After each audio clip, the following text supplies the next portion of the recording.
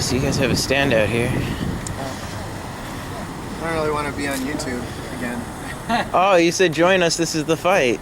Yeah, I didn't say, you know, be a photographer.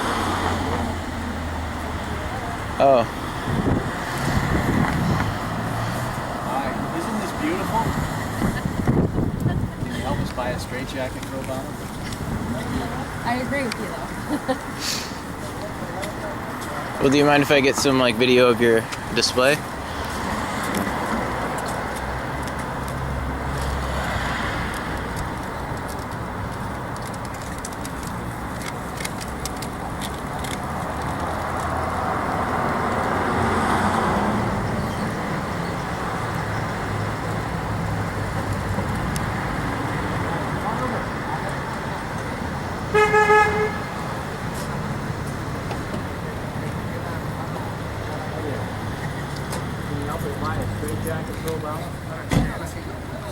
Oh, there's a pretty good chance, actually.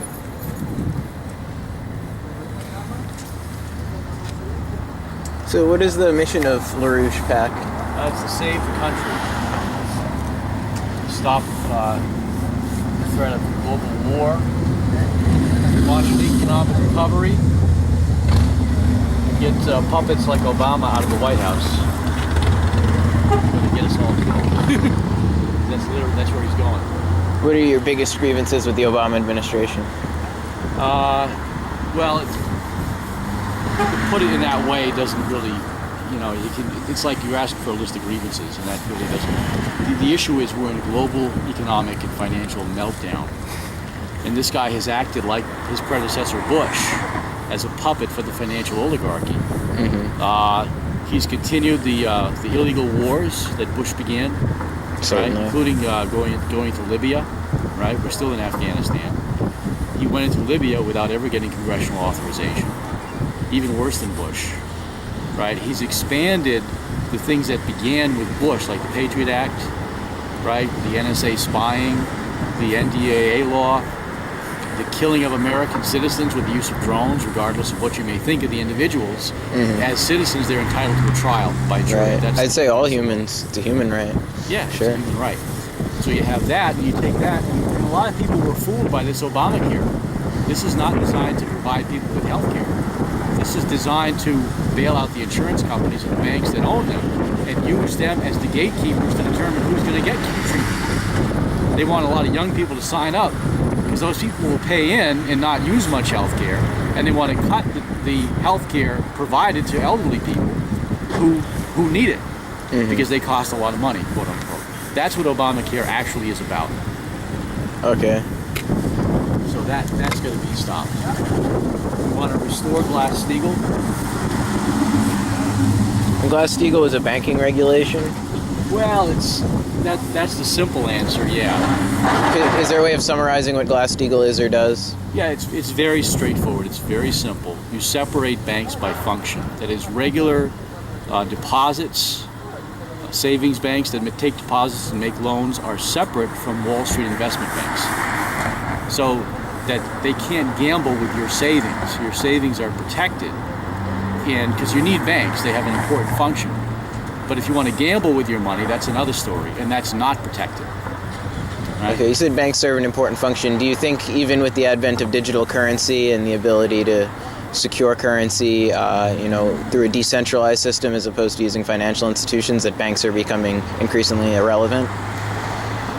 Well, no. I think what you've got is a financial system which is out of control. Most of it is simply worthless paper called derivatives. There's nothing to back it up.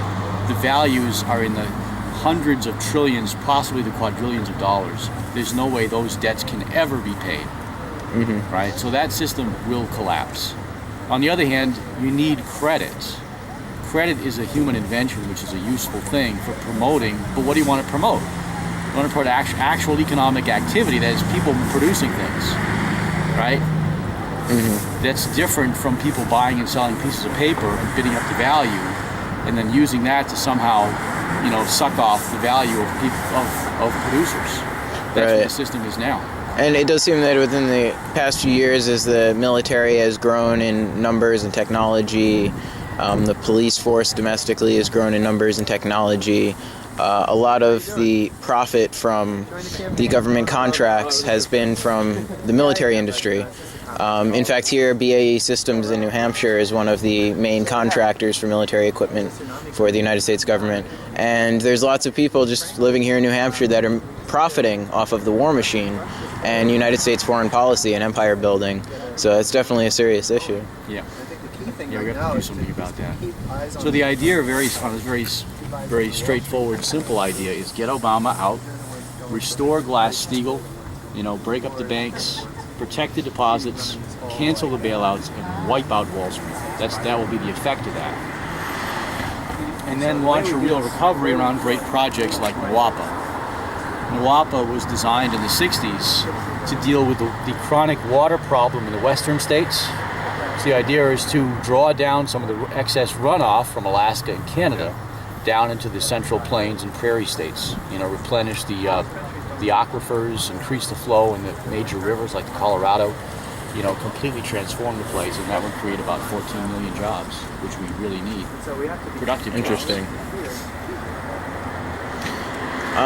Now, how would you respond to, like, I see FDR here.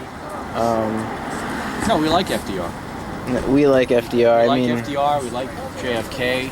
We're not Republicans. We're not actually with either party. If the Democratic Party was any damn good, we would be Democrats. Okay, so what would you say to people who brought up historical critiques of FDR, such as his executive order authorizing Japanese internment during World War II? Like I said, that's really It was a war. Because otherwise, Yeah, I think it's one of those things that historically we can look back on and say that very bad decisions were made by people high in authority. And Yeah,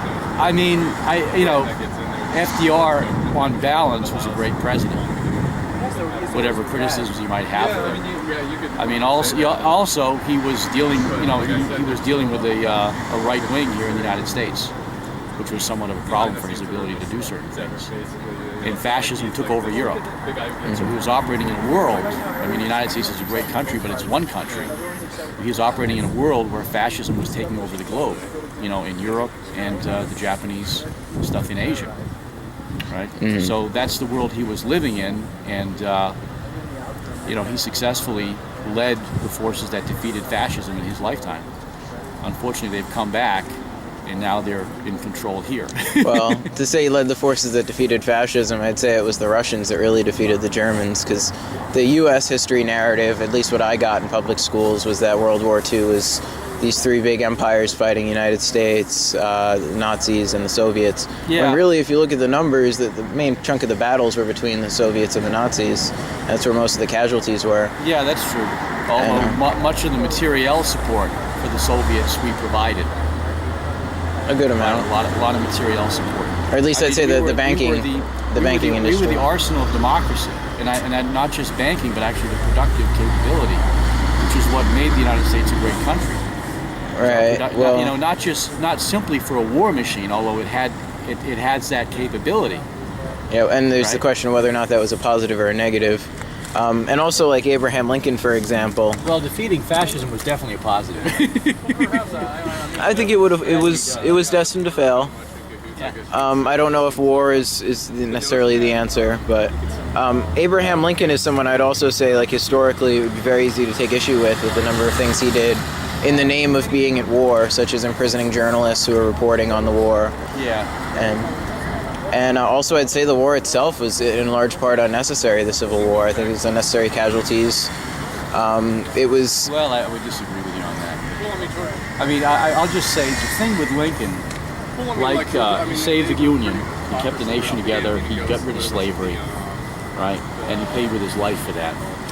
And he also kept enforcing the fugitive slave law, too, up until the Emancipation Proclamation, which only applied to the seceding states. Yeah. So to me, it was like he was. I could go through a lot of history, but have you ever read the Lincoln-Douglas debates? No, not entirely. And it's good to read that, but also to read Lincoln's actual writings before that to get a sense into his thinking. And you have to. One thing you can't leave out in this equation in thinking about this is he's the president, but he's dealing with the American population. And at that time, even although there were many whites who were against slavery in the North, They did not believe in equality, and there's no way he would have ever been elected had he spoken up for equality. Well, And I mean, there's I've seen quotes that indicated he wasn't for equality either, but Yeah, but if you look, I mean, I know in his public speeches he did not speak for equality, right? Oh, yeah. Yeah, in his public speeches he did not speak for equality. But again, he's dealing with the American. I mean, he's an elected president of Americans, so he has to deal with his population as it was in his time, right? In order to get things done, you can't. You know, you have to be ahead of them mentally, but you can't be so far ahead of them that you can't do anything. I mean, that's my view, having read a bit about his actual thinking. And if you look at what he did for the country in terms of the industrial development, you know, the building of the railroads, you know, this guy was great. He was a really great president. And one other thing I wanted to ask about is you mentioned like the right and the left. Would you consider LaRouche PAC to be like on the right or the left or neither? Or? I don't think we fit those depictions as they're generally thought of, you know. I mean, probably we're more in line with the old-fashioned FDR Democrats, right? Not so much the modern liberal Democrats. Okay. And there are a lot of people who think that this way, by the way. Most average working people tend to agree with us, including many who vote Democrat. And one other thing I would ask about is some people would say it's very hyperbolic, and I guess turns people off to put the mustache has been adorned on Obama. Yes. So how would you respond to critiques of that method of approach? Anyone who actually knows anything or thinks cannot deny that Obama's policies are fascist. If you look at them for what they actually stand for, as I described the healthcare policy at the beginning of this discussion, it's very clear his policies are fascist, and I don't care what his skin color is or what party he claims to be a part of. What you judge, as Martin Luther King says, you judge a man not by the color of his skin, but by the content of his character. And by that standard, Obama fails. Well, he's certainly done a lot of things that have scared me. Yeah. Well, thanks for being open and talking to me about your display here. I'm Garret, by the way. Okay, Jeff. I blog on freekeene.com. Oh, okay. Cool. So you're from here in Keene, or are you visiting I'm setup? from New Jersey. My companion is from Boston, and we did a tour up here, Vermont and New Hampshire, for about a week, 2 days. Mm-hmm. Yeah, I remember back in August seeing someone with a booth out here. I don't know if I ever published a video, but I asked them a few questions as well. They had a little bit different display. Yeah, that's us. Well, thanks for your openness. Okay.